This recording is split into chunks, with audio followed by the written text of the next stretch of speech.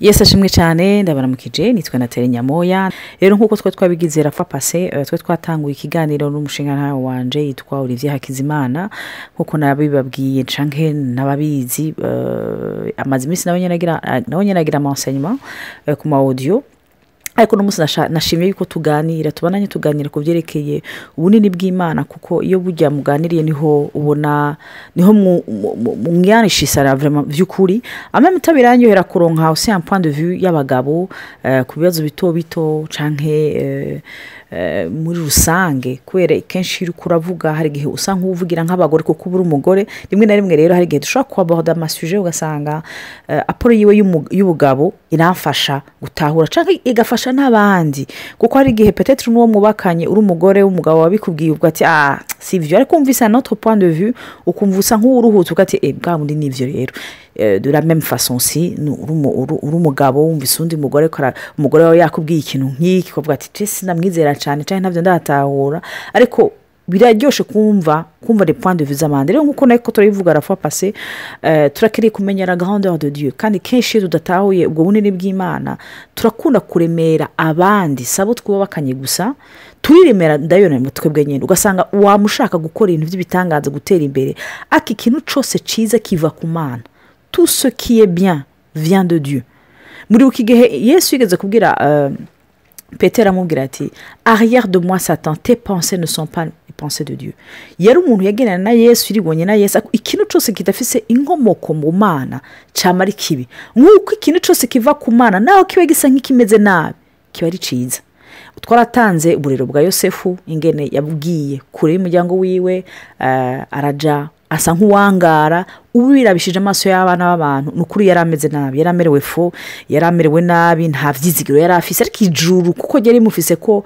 intumbero y'ubunini yarabonye à la longue à la fin ukuboko kw'Imana twarabonye Eliya turabona n'ubuzima bwa Yesu rero muko twako turayivuga ngo twayivuze ubuheruka ni byiza ko dutahura yuko ifopa ko turemerana nk'abantu bubakanye kandi baze yuko quand même la grandeur de Dieu umuntu haza no kwitahura ci mu ngorane je me dis que quand même kubwira ubone iyo uhuye n'umuganga yakuvuye nuko waragwaye kenshi rero la grandeur de Dieu tuyibona iyo twarembye twagize ingorane ukura ubuzima bwa Adamu na Eva muri jardin d'Eden muri ko bacumura nta hantu bavuga yuko Muntarazi abantu bose barazi yuko bari mu bwiza bw'Imana bamerewe neza bameze neza bimeze neza byose bimeze neza ariko kenshi il y a toujours une référence de la grandeur de Dieu parce que tu as connu ingorane n'est-ce pas je me dis yuko ukaburi mu ngorane uri mu kibanza ciza cyo kubona ubunene bw'Imana sinzi cucimvira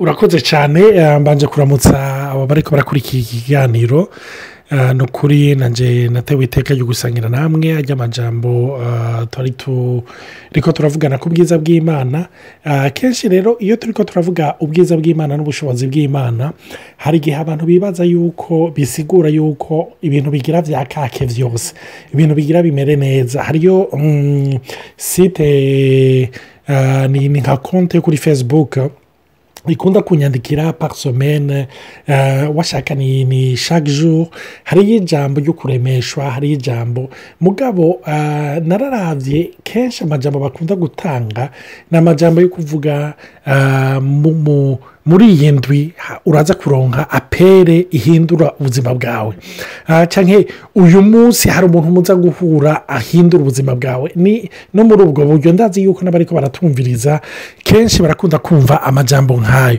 ariko hari gihe ndaba Yesu agira agende igihe ariko arasezera abigishwa biwe arababwira ngo muri iyi si muri n'amakuba menshi muri iyi si muzohura n'ibintu bigoye byinshi ariko nimuhumure naranesheje urumva ni mbega noba ngomba kuvuga nabi abo bavuga ngo witege yisomene hariyo aperi za guhindura n'ibiki oya ndiko ndavuga hari abantu menga bari mu faux espoir abantu menga bariko barafabrika abantu umenga ni ivyizigiro vy'ukuri bitubakiye no ku Mana vyubakiye ku bintu biri superstitieux ariko Bibiliya iratwereka yuko aha kwisi si wacu Bibiliya iratwereka yuko tuzohura na opposition Bibiliya iratwereka yuko abantu bose bakeneye no kubaho bisunga ijambo ry'Imana bazohura na persecution n'ibintu bitandukanye.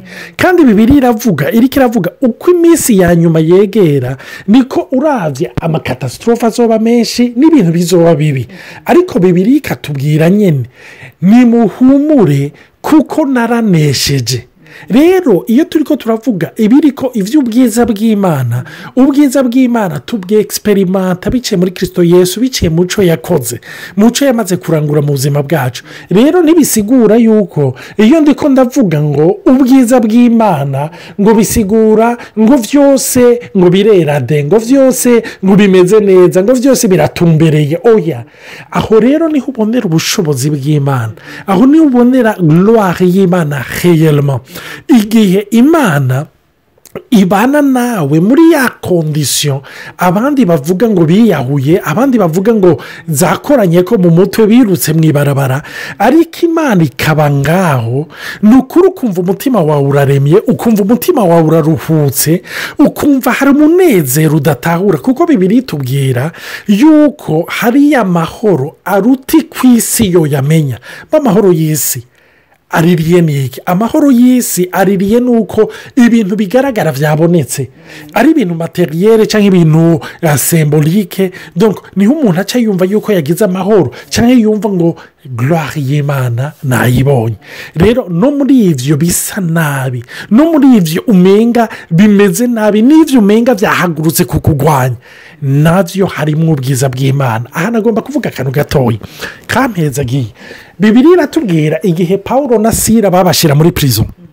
Bibiliya iravuga akajambo icishamwe. Burya ndakunda cyane Bibiliya kuko irafise ingene ishiramwo imirongo, ukibwira uti kubera iki uyu murongo urimo. Bibiliya iratubwira ngo hageze minwi ngo batangura gutazira bahimbaza Imana. Ako karongo rero bashiramwo nkunda, bavuga ngo izindi mbohe zikabumva. Donc ngo izindi mbohe zibumva, urumva. Donc uribaza uti none kubera iki bavuga? En fait, Paulo na Sila, ils étaient dans les mêmes conditions que les autres prisonniers. Donc Bibiliya itubwira malgré ko bari muri eta imwe, condition imwe n'abandi ba prisonniers, Bibiliya itubwira ngo bobo bari mu mashimwe. Iyo turiko turavuga ivugabutumwa, turiko turavuga ivya Yesu n'ibindi cyangwa uburyo bwo gutemonya plutôt, nagomba kuvuga hariyo condition imwe tubayemwo n'abadukikuje. Ariko abandi bumva turi mwishimwe, abandi bumva turi mu mahoro, abandi bavuga bati none we bimeze gute ko ndavye umenga turi dans la même situation. Urumva, on dirait qu'on est dans la même prison. Umenga turi muri prison imwe, umenga turi mu madeni amwe, umenga turi mu matika amwe, umenga turi ahana amafacture yose aturebereye kumwe. Ariko uwo munezero uva kuki? Uwo munezero naho rero la gloire de Dieu yeclate. Mugabo mwibuke ntiyagumye muri iyo prison, ariko ako kanya n'igihe bavayo ndibaza ko abandi ba prisonnier bagumye bibwira bajya abantu bafise iki tutafise. Kuko ugiye kuraba n'ingene basigura prison barimwo, parti babashizemwo yari parti bashiramwe abantu bagomba kubabaza cyane. Ariko ngaho nyene haduga ishimwe kuko barengeye kubona Imana ikora ivyiza canke ubwiza bw'Imana bugaragara gusa mu bisayangana, ariko no muri ivyo bibabaje bize kubona mw'Imana. Kandi ragomba kubwira bariko baratumva, aho niho Yesu agomba kudushikana ku buryo ejo canke hirya yejo utazobugitinya ngo mbege ejo nzoshikirwa n'iki, kuko watahuye ko byose bifataniriza hamwe kuzanira neza abakunda Imana. Nchiribuka en fait na verse nigeze gusangira mu enseignement imbere muri Esaya igice ca mbere ca gatandatu, pardon, igice ca gatandatu kuva ku murongo wa mbere ariko bariko gushaka ku murongo wa gatandatu. D'ailleurs ngenda hasome muri version 8 secondes. L'année de la mort de roi Ozias, je vis le Seigneur assis sur un trône très élevé et les pans de sa robe remplissaient le temple. Des séraphins se tenaient au-dessus de lui. Ils avaient chacun 6 ailes, 2 dont ils se couvraient la face, 2 dont ils se couvraient les pieds et 2 dont ils se servaient pour voler. Ils criaient l'un à l'autre et disaient: Saint, Saint, Saint est l'Éternel des armées. Toute la terre est pleine de sa gloire. Amen. Où les portes furent ébranlées dans leur fondement par la voix qui retentissait et la maison se remplit de fumée. Ni exactement en fait une image y'icyo kintu kuravuga. Ca Paul yavuze ubu kuko muri ico gice bavuga ko la fondation de la prison yaciba ébranlée. Amen. Hama nsanga yuko abamarayika bari bazananye n'Imana, c'est vrai. Ariko baje muri periode Esayi na Israeli yose yari mu nyaga ikirajana mu nyaga iri muri periode mbi cyane bameze nabi bamerewe nabi ariko abamarayika bazavuga ngo isi yose yuzuye ubwiza bw'Imana. C'est presque une contradiction. Abantu babona bimwe. Paul na Sila bari dans les mêmes conditions, ils avaient les mêmes prisons.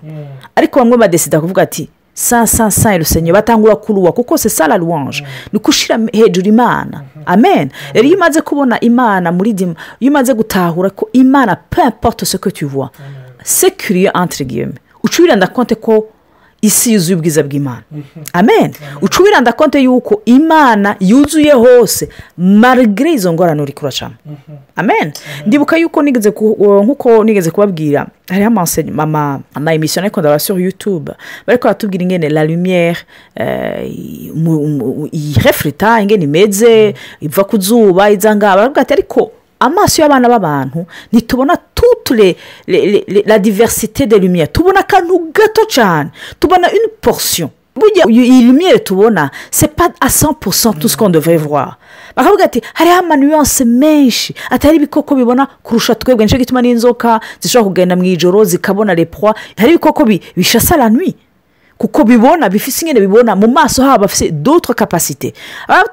Abashakashatsi rero bakavuga ati burya uri kuraraba les phases de la lumière nitwe nitubona on voit même à peine la moitié de ce que la lumière doit être. Ati ariko iyo twabonye twaba dufise la capacité kubona la lumière nk'uko tubyategerezwa hari ama-rayons comme les rayons X bakoresha nko kugira ama-radio yo muri kwa muganga bituma ubona amagufa. Donc en principe twaba tubona n'amagufa y'umuntu uyabona. Ça veut dire notre vision est limitée. Rero ico gicapo cara iyo émission yarankoze ko nabwo nterega kuva abana abantu baguye ntitukibona la grandeur de Dieu muri dimension y'ingene Imana ingana. Bigatuma hari ibintu bimwe tutabona byari vyiza kandi on aurait pu aller à l'intérieur des choses. Les rayons X ça fait partie de la lumière. Ariko kuko twebwe amaso yacu atakiyabona ntitubibona. Sabye ndabona Olivier inyama yafutse n'ibiki ariko simbona amagufa akiyona bamfise cette capacité nari kuraba même au travers d'Olivier. Rero je me dis que uko twonwana n'Imana cette grandeur nous permettrait de voir beaucoup plus de choses cyane indani bigatuma tutanajuja d'ailleurs. Amen. Binyibukije igihe Aburahamu amaze kwirukana umugore wiwe incoreke nyina wa Ismael. Bibiliya iratubwira yuko yagiye yicara hano mu bugaragwa ngo atangura kurira. Hama ariko ararira ngo marayika araza aramubwira ati ni kubera uri kurarira. Aramubwira ati nishwe n'inyota merewe nabi.